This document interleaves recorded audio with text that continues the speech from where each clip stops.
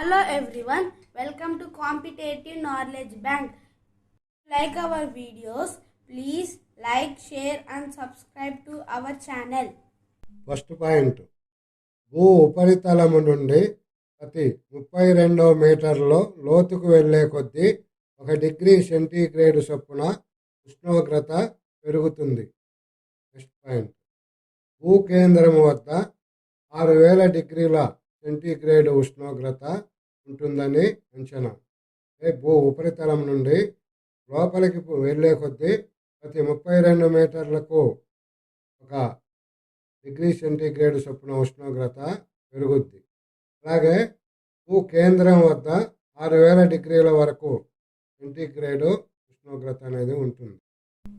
Next point, భూ వ్యాసార్థం 6400 కిలోమీటర్ల వరకు ఉన్నట్లు అంచనా. నెక్స్ట్ పాయింట్, సూయన్ అనే శాస్త్రవేత్త భూ అంతర్నిర్మాణాన్ని సియాల్, సిమా మరియు నిఫే అనే 3 పొరలుగా విభజించారు. భూమి యొక్క అంతర్నిర్మాణము లోపల ఉండే భాగాన్ని 3 పొరలుగా ఆయన విభజించాడు. సియేలు, సిమా, మూడోది నిఫే అనే 3 భాగాలుగా ఆయన 3 పొరలుగా దీన్ని విభజించాడు భూమి యొక్క అంతర్నిర్మాణాన్ని. నెక్స్ట్ పాయింట్, సాధారణంగా భూ అంతర్నిర్మాణాన్ని 3 పొరలుగా విభజిస్తారు.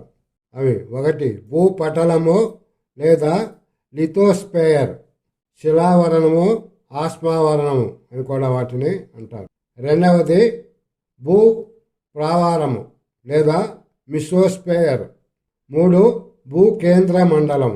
ఇట్లా భూ అంతర్నిర్మాణాన్ని 3 భాగాలుగా విభజిస్తారు. భూపటలము లేదా లిథోస్పియరు, శిలావరణము, ఆస్మావరణము అని కానీ. అట్లనే 2వ భాగాన్ని భూ ప్రావారము లేదా మిసోస్పియర్ అంటారు. 3వది భూ కేంద్ర మండలం. 1వ పొర భూ పటలము. ఈ భూపటలం అనేది భూమి యొక్క ఉపరితలం నుండి అంటే పైభాగం నుండి లోపలికి 40 కిలోమీటర్ల వరకు విస్తరించి ఉంటుంది. భూమి యొక్క ఉపరితలం అంటే మనం నివసించే ఈ భాగం నుండి లోపలికి 40 కిలోమీటర్ల వరకు ఉంటుంది. ఇది 2 రకాలుగా ఉంటుంది. ఇది ఖండ భూభాగాలని, 2వది సముద్ర భూతలాలని. ఈ భూపటలం అనేది 2 విధాలుగా ఉంటుంది. 1 ఖండ భూభాగాలు, 2వది సముద్ర భూతలాలు. 2వ పొర భూ ప్రావారము. ఇది భూపటలం నుండి, భూపటలం అంటే భూ ఉపరితలం నుండి 40 కిలోమీటర్ల వరకు విస్తరించి ఉండేది. ఈ భూ ప్రావారం అనేది భూపటలం నుండి 2900 కిలోమీటర్ల లోపలి వరకు ఉంటుంది. దానిలో మళ్ళీ ఎగువ ప్రావారపు పొర, దిగువ ప్రావారపు పొర అనే 2 భాగాలుగా ఉంటాయి. భూ ప్రావారం అనేది మళ్ళీ 2 భాగాలుగా ఉంటుంది. ఎగువ ప్రావారపు పొర, దిగువ ప్రావారపు పొర అని 2 భాగాలుగా ఉంటుంది. అంతర్నిర్మాణంలో 3వ పొర భూ కేంద్ర మండలం. ఈ భూ కేంద్ర మండలం అనేది ఇది భూ ప్రావారం నుండి 3300 కిలోమీటర్ల లోతు వరకు ఉంటుంది. భూమి లోపల భూ ప్రావారం అనే ఆ పొర తరువాత ఇది లోపలికి 3300 కిలోమీటర్ల లోతు వరకు ఉంటుంది. దీనిలో మళ్ళీ 3 పొరలు ఉంటాయి. భూ కేంద్ర మండలంలో కూడా 3 పొరలు ఉంటాయి. వాటిల్లో ఏ బాహ్య భూ కేంద్ర మండలము, బాహ్య భూ కేంద్ర మండలము, బి మధ్య భూ కేంద్ర మండలము, సి అంతర్భూకేంద్ర మండలము. ఇట్లా భూ కేంద్ర మండలం అనేది 3 పొరలుగా ఉంటుంది. నెక్స్ట్ పాయింట్, భూపటలంలో అధికంగా ఉండే లోహ మూలకము అనేది అల్యూమినియం. ఈ భూపటలంలో ఎక్కువగా ఉండే లోహ మూలకం అనేది అల్యూమినియం. అల్యూమినియం అనే లోహ మూలకం ఈ భూపటలంలో ఎక్కువగా ఉంటుంది. నెక్స్ట్ పాయింట్, భూపటలంలో అధికంగా ఉండే ఖనిజ సమ్మేళనము సిలికా కూడా బాగా ఇంపార్టెంట్. భూ పటలంలో అధికంగా ఉన్న ఖనిజ సమ్మేళనము సిలికా అనే లోహం ఉంటుంది ఎక్కువ. నెక్స్ట్ పాయింట్, భూ విజ్ఞాన శాస్త్రంలో ఎక్కువ ఆమోదయోగ్యమైన ఫలక విరూపక సిద్ధాంతము ప్రతిపాదించిన వారు. భూ విజ్ఞాన శాస్త్రంలో ఎక్కువ ఆమోదయోగ్యమైన ఫలక విరూప సిద్ధాంతాన్ని ప్రతిపాదించిన వారు డబ్ల్యూజే మోర్గాన్.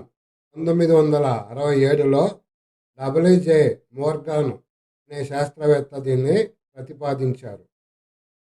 నెక్స్ట్ పాయింట్, 150 మిలియనుల సంవత్సరాల క్రితం శిలావరణము లేదా ఆస్మావరణం ఎస్తోనోపియన్ ప్రాంతంలో జనించే ఉష్ణజనిత సంవాహక వలన ముక్కలుగా పగిలిపోవడం వలన ఇలా ఏర్పడిన ఈ భాగాన్నే శిలావరణ పలకాలు అని లేదా ఆస్మావరణ పలకాలు అని అంటారు.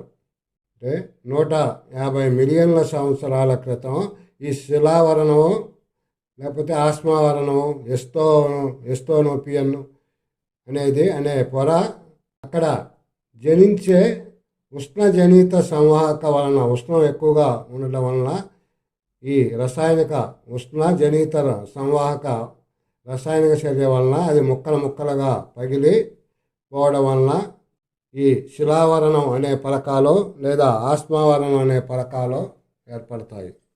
నెక్స్ట్ పాయింట్, ప్రధానమైన పలకాలు, శిలావరణ పలకాలు. ప్రధానమైన ఈ శిలావరణ పలకాలు 6. అవి: 1 అమెరికా పలకము, 2 పసిఫిక్ పలకము, 3 యురేషియా పలకము, 4 ఆఫ్రికా పలకము, 5 ఇండో ఆస్ట్రియన్ పలకము, 6 అంటార్కిటికా పలకము. ఇట్లా అంటే ఈ భూభాగం అన్నమాట 6 భాగాలుగా ఇప్పుడు దాదాపు ఖండాలను పోలి ఉన్నట్లే ఈ భూమి అనేది 6 భాగాలుగా విడిపోయి ఉంది. అందుకే వాటిని ఆ తర్వాత ఖండాలని అలా పిలిచారనమాట. అమెరికా పలకం 1, ఉత్తర అమెరికా కానీ దక్షిణ అమెరికా కానీ ఉండే అమెరికా పలకం. 2వది పసిఫిక్ పలకము. అట్లనే 3వది యురేషియా పలకం. యురేషియా అంటే యూరప్ ఆసియా కలిసి ఉండే భాగాన్ని యురేషియా అంటారు. దాన్ని యురేషియా పలకం. అట్లనే ఆఫ్రికా పలకం. 5వది ఇండో ఆస్ట్రియన్ పలకం. అట్లనే 6 అంటార్కిటికా పలకం. అంటార్కిటికా ఆ భాగం అన్నమాట. నెక్స్ట్ పాయింట్, భారతదేశ భౌగోళిక విస్తీర్ణంలో 58% భూభాగము భూకంప దుర్బలత్వంలో ఉంది. అంటే భారతదేశం మొత్తం భౌగోళిక విస్తీర్ణంలో దాదాపుగా 58% భూభాగం అనేది ఈ భూకంపాలు వచ్చే ప్రమాద స్థితిలో ఉందన్నమాట. భారతదేశం మొత్తం విస్తీర్ణంలో 58% భూభాగం ఈ భూకంపాల దుర్బలత్వంలో ఉంది. అంటే భూకంపాల ప్రమాదాలను ఎదుర్కొనే స్థితిలో ఉంది. నెక్స్ట్ పాయింట్, భూ ఉపరితలానికి దిగువన 2 శిలావరణ పలకాలు అభిసరణ చెందినప్పుడు ఆకస్మిక చలనం కారణంగా విడుదలయ్యే శక్తి కంపన తరంగాల రూపంలో ఉపరితలాన్ని చేరే ప్రయత్నంలో భూమి ఒక నిమిషం కన్నా తక్కువ కాలం కంపిస్తుంది. అలా కంపించే దానినే భూకంపం అని అంటారు. అంటే భూమి లోపల అంతర్భాగంలో ఏర్పడే ఈ ప్రకంపన ప్రక్రియ అనేది భూమి ఉపరితలాన్ని చేరితే దాన్ని భూకంపం అని అంటారు. భూకంపం అనేది సాధారణంగా భూమి లోపల పొరల్లో ఏర్పడి అది పైభాగానికి చేరినప్పుడే దాని యొక్క ప్రభావం అనేది ఉంటుంది. దానివల్ల నష్టము ఆర్థికంగా కానీ జన నష్టం కానీ ప్రాణ నష్టం ఇవన్నీ జరుగుతాయి. నెక్స్ట్ పాయింట్, భూకంపాల గురించి అధ్యయనం చేసే శాస్త్రాన్ని సిస్మాలజీ అంటారు. ఈ భూకంపాల గురించి తెలుసుకునే శాస్త్రాన్ని సిస్మాలజీ అంటారు. ఇది సిస్మోజీ అనే గ్రీకు పదం నుంచి మూలం. ఈ పదానికి మూలం సిస్మోజీ అనే గ్రీకు పదం. దానిలో ట్రేమర్ అనగా అఘాతం, లోపల జరిగే ఒక పెద్ద అఘాతం అన్నమాట, లేదా భూకంపం అని అంటారు. ట్రేమర్ అనగా అఘాతము లేదా భూకంపం అని అర్థం ఈ గ్రీకు భాషలో. ట్రేమర్ అంటే అఘాతము లేకపోతే భూకంపం అంటారు. ఆ పదం నుంచి ఈ సిస్మోజీ అనే గ్రీకు పదం నుంచి ఈ భూకంపం అనే పదం ఉద్భవించింది. నెక్స్ట్ పాయింట్, భూ ఉపరితలానికి దిగువ భాగంలో భూకంపాలు ఏర్పడే ప్రాంతమును భూకంప నాభి అంటారు. భూమి యొక్క ఉపరితలానికి దిగువ భాగంలో భూకంపాలు ఏర్పడే ప్రాంతంనే భూకంప నాభి అంటారు. భూకంపం అనేది మనం నివసించే ఈ భూమి యొక్క ఉపరితలం యొక్క దిగువ భాగంలో ఈ భూకంపం అనేది లోపల భాగంలో భూకంప నాభి అంటారు. ఎక్కడైతే ఈ భూకంపం భూమి యొక్క లోపలి పొరలో ప్రారంభమవుతుందో దాన్నే భూకంప నాభి అంటారు. ఈ భూకంప నాభి అనేది ఎంత లోతులో ఈ భూకంప నాభి అనేది ఏర్పడితే దాని భూకంపం యొక్క భూమి ఉపరితలం మీద దాని ప్రభావం అనేది అంత ఎక్కువగా ఉంటుంది. తీవ్రత అనేది భూకంప నాభి లోతులో ఏర్పడే దాన్ని బట్టి ఉంటుంది. ఎంత ఎక్కువ లోతులో ఈ భూకంప నాభి అనేది ఏర్పడితే భూకంపాల తీవ్రత అంత ఎక్కువగా. నెక్స్ట్ పాయింట్, భూకంప ఆది కేంద్రము లేదా ఏపీ సెంటర్ అంటే భూకంప నాభికి క్షితిజ లంబంగా ఉపరితలంపై ఉన్న ప్రాంతము భూకంపాలు సంభవించినప్పుడు ఇక్కడే ఎక్కువ నష్టం జరుగుతుంది. అంటే భూకంప నాభికి క్షితిజ అంటే సమాంతరంగా లంబంగా ఉండే ప్రాంతంలో ఈ భూకంపాలు లోపల సంభవించినప్పుడు అక్కడ నష్టం ఎక్కువ జరుగుతుంది. నెక్స్ట్ పాయింట్, భూకంప తరంగాలన్నింటికన్నా కూడా అతి వేగంగా ప్రయాణించే తరంగాలు ప్రాథమిక తరంగాలు లేక వాటినే పీ తరంగాలు అని అంటారు. అంటే ఈ భూకంప తరంగాల్లో బాగా వేగంగా పయనించేవి ఈ ప్రాథమిక తరంగాలు లేకపోతే పీ తరంగాలు అని వాటిని అంటారు. ఇవి శబ్ద తరంగాలను పోలి కనుక వీటిని అనుధైర్య తరంగాలు అని అంటారు. వీటినే ఈ శబ్ద తరంగాలను పోలి ఉంటాయి కాబట్టి వీటిని అనుధైర్య తరంగాలని అంటారు. ఈ ప్రాథమిక తరంగాలు అనేవి ఘన ద్రవ ఈ రెండు పదార్థాల్లో పయనిస్తాయి. ఘన పదార్థం గుండా పయనిస్తాయి, అలానే ద్రవ పదార్థాలలో కూడా ఇవి నీటిలో కూడా పయనిస్తాయి. నెక్స్ట్ పాయింట్, ద్వితీయ తరంగాలు లేదా ఎస్ తరంగాలు, వీటిని కదిలించే తరంగాలు అంటారు. ద్వితీయ తరంగాలు లేదా ఎస్ తరంగాలను కదిలించే తరంగాలు అంటారు. ఇవి లంబకోణంలో పయనిస్తాయి. ఈ ఎస్ తరంగాలు అనేవి లంబకోణంలో పయనిస్తాయి. ఇవి ఘన పదార్థాల గుండా మాత్రమే పయనించగలవు. ఈ ఎస్ తరంగాలు అనేవి ఘన పదార్థాలలో నుంచి మాత్రమే ప్రయాణిస్తాయి. ఎల్ తరంగాలను ర్యాలీ తరంగాలు లేక లో తరంగాలు అంటారు. ఇవి ఉపరితల లేక ఇంకా ఉపరితల తరంగాలు అని కూడా అంటారు. ఈ ఎల్ తరంగాలను ర్యాలీ తరంగాలు, లో తరంగాలు, ఉపరితల తరంగాలు అంటారు. భూమి ఉపరితలానికి దగ్గరలో ఇవి ఎక్కువ ఏర్పడతాయి కాబట్టి ఉపరితల తరంగాలు అని కూడా అంటారు. ఇవి పటలం ద్వారా వర్తుల ఆకారంలో పయనిస్తాయి. వర్తుల ఆకారంలో అంటే వలయాల్లాగా ఇవి ప్రయాణం చేస్తాయి ఈ తరంగాలు, ఎల్ తరంగాలని.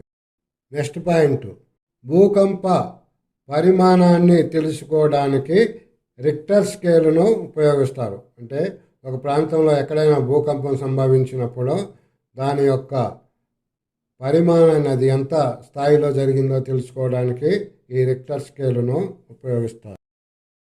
నెక్స్ట్ పాయింట్, భూకంపాలు లేని ప్రాంతము ప్రపంచంలో ఆస్ట్రేలియా ఖండము మరియు భారతదేశ ద్వీపకల్ప భూభాగంలో దాదాపుగా భూకంపాలు ఉండవు. అంటే ప్రపంచంలో మిగిలిన ప్రాంతాల్లో ఎక్కువగా భూకంపాలు వస్తూ ఉంటాయి. ముఖ్యంగా పర్వత ప్రాంతాలు, కొండ ప్రాంతాల్లో చాలా ఎక్కువగా వస్తూ ఉంటాయి. హిమాలయ పర్వతాలు కానీ పసిఫిక్ మేఖలా ప్రాంతాల్లో కానీ ఎక్కువగా భూకంపాలు లేని ప్రాంతం అంటే ప్రధానంగా ఆస్ట్రేలియా ఖండము, అట్లనే భారతదేశంలో ద్వీపకల్ప భూభాగం ప్రాంతంలో భూకంపాలు చాలా పరిమితంగా వస్తాయి. నెక్స్ట్ పాయింట్, పసిఫిక్ పరివేష్టిత భూకంప మేఖల. ప్రపంచంలో ఎక్కువగా భూకంపాలు సంభవించే ప్రాంతము ఈ పసిఫిక్ పరివేష్టిత భూకంప మేఖలా ప్రాంతం. అంటే మొత్తం వచ్చే భూకంపాల్లో 68% వరకు ఈ పసిఫిక్ పరివేష్టిత భూకంప మేఖల ప్రాంతంలోనే సంభవిస్తాయి. ఆ తరువాత అల్పూ పర్వతాల నుండి హిమాలయ పర్వతాల వరకు గల మేఖలాలు. ఆల్పూ పర్వతాల నుండి హిమాలయ పర్వతాల వరకు గల ఈ మేఖలాలో దాదాపు ప్రపంచంలో సంభవించే భూకంపాల్లో 21% ఇక్కడ సంభవిస్తాయి. మా వీడియోస్ మీకు నచ్చినట్లయితే మా ఛానల్ని లైక్ చేయండి, సబ్స్క్రైబ్ చేయండి, షేర్ చేయండి.